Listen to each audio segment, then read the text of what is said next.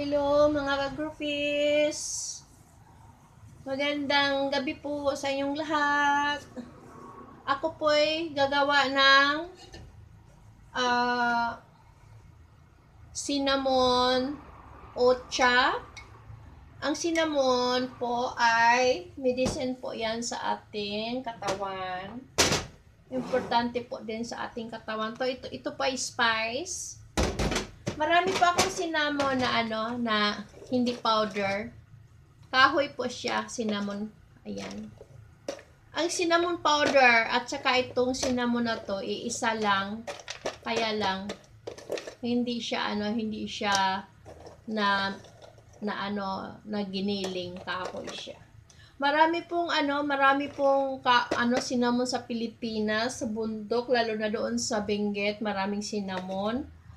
At saka sa Davao, maraming cinnamon. Doon lang ako nakakita sa Davao ng cinnamon na kahoy. At sa Benguet, nakapunta po ako ng Baguio sa Benguet 1981, 1982. Doon po ako nakakita ng cinnamon na kahoy at saka powder. Marami po to sa Benguet kasi yung mama ko palagi siyang pumupunta ng Baguio noon kasi malamig ang klima doon, di ba? Kaya yung mama ko doon nagre-relax. At saka doon siya nagbumibili ng spice at saka mga vegetables sa Baguio, dinadala sa Davao. At saka sa Baguio lang din makakain ng strawberry. Kaya pag year of strawberry, yung mama ko pumupunta ng Baguio. At saka pag pumunta siya ng Baguio, bumibili siya ng cinnamon na kahoy. Tapos, yung cinnamon na kahoy, alam mo naman yung mga ninuno doon, very healthy. Bumibili yung mama ko ng cinnamon sa Baguio. Pero yung iba, hindi pinapabayaran ng taga Baguio, binibigay lang. Kaya, si mama bumibili ng cinnamon ng 100 kilos, 300 kilos, 500 kilos, kasi yun po ay ginagawa ng mama ko sa tinapay or pangsahog. Doon ko natutunan sa mama ko na ang cinnamon ay importante sa ating katawan. Ayan po mga ka-groupies. Wait lang mga ka-groupies. Ayan. Mga ka-groupies, magpapakulo tayo ng tubig. Isang baso lang mga ka-groupies. Yan po. At saka pag kumulo na siya, ilagay natin po yung spice cinnamon. Ang cinnamon po maraming benepisyo. Ginagawa din siya sa tinapay. Ang tinapay, pag nilagyan ng cinnamon powder, napaka-expensive po noon.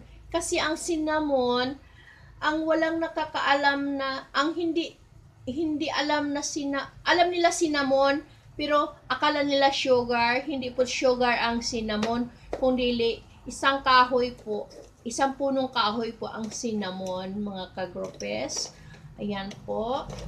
Itong kahoy na matamis po siya, spice. Nilalagay po siya sa kahit ano-anong klaseng gulay, especially sa curry. Nilalagay sa tinapay. Kasi spice siya, kahit anong ulam, nilalagyan talaga siya. Pero sa akin, ginagawa ko rin ng ocha. Kasi alam niyo naman po ang benefits ng cinnamon po. Kahit mag-search kayo sa Google, ayun, importante po to sa ating katawan. Ayan. Ito po. Bango. Mga sisi, mabango. Marami to sa Davao. Marami sa Davao at saka sa Benguet. Ganito. Kahit saang lugar, maraming spice sa bundok. Kaya lang yung iba hindi alam na siya ay cinnamon kasi ang cinnamon pag buhay, wala pa siyang amoy, pero hindi pa siya mabango. Pero pag ganito na siya ang kulay, ibilad mo sa init, ganito, ang bango po, grabe. Kaya napakamahal po ang nito, ang isang kilo. Kaya bumibili po ako ng cinnamon. Ayan, cinnamon po to mga sisi ha. Ayan mga sisi, cinnamon po yan. Ayan, wait lang mga sisi. Mga sisi, kumukulo na po yung tubig natin. Ilagay na po natin yung cinnamon. Ayan. Yan mga sisi, pakuluan natin. Takpan.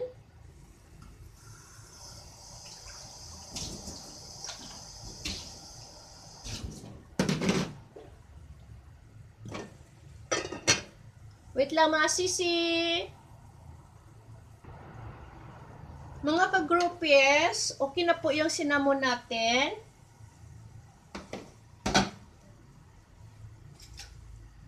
Ayan mga ka-groupies, yung cinnamon.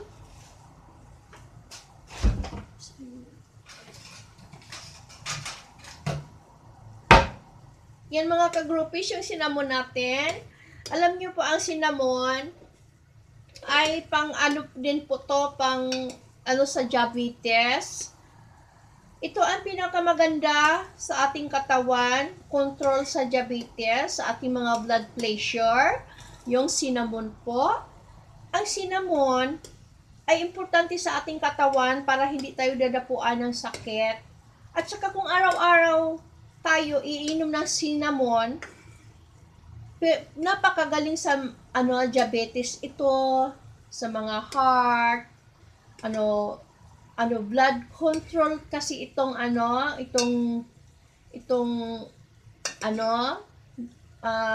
tawag nito, cinnamon. At saka kung araw-araw kayo umiinom ng cinnamon, hindi nyo na po kailangan mag-inom ng medisina galing sa doktor. Dapat inom kayo ng cinnamon araw-araw, lalo na yung may mga diabetes, yung may mga sakit sa heart attack.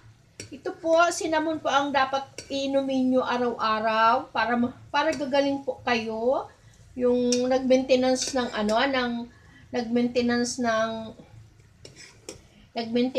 diabetes, medicine diabetes, yung mga dyan, itapon nyo na yung medisina nyo.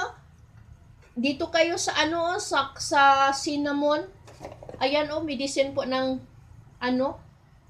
ng diabetes, control for blood pressure, yung cinnamon. Pinaka-anbisa po ang cinnamon. Hindi nyo na kailangan pumunta ng doktor. Hindi nyo na kailangan na na iinom pa ng maintenance medicine. Dito na po kayo sa yan, yung sa cinnamon. Ayan, pinakamaganda po to. Bango. Kahit saan kayo pupunta ng doktor, hindi po sila magsasabi na ito ang medicine.